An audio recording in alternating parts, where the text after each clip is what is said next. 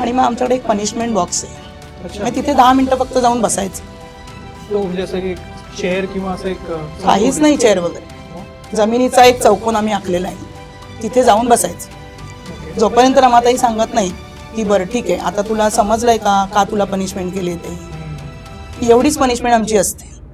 कारण त्या पनिशमेंटच्या त्या चौकोनात बसल्यानंतर त्याला रिअलाइज व्हायला लागतं की मी आत्ता हे केलं नसतं तर मी आत्ता एन्जॉयमेंट बाहेर मुलांमध्ये केली असती, किंवा जी काय आता बाहेर मजा चालली आहे ती मला अनुभवता येत नाहीये. अर्ध लक्ष तिकडे असतं आणि अर्ध लक्ष कधी माझी पनिशमेंट संपते इकडे असतं. त्याच्यामुळे माझं इतकंच सगळ्या दिदींना सांगणं आहे की तुम्ही जास्तीत जास्त त्यांना समजवण्याचा प्रयत्न करा. तर ते विचार करतात, पण आपण तिकडे ती एक स्टेप त्यांना पुढे आणून दिली पाहिजे. Yes, correct. प्रत्येक गोष्टीचा तुम्ही विचार करून ठरवा की हे आपण बरोबर केलंय का. याचा पूर्ण एपिसोड पाहायचा असेल तर यूट्यूबवर जा.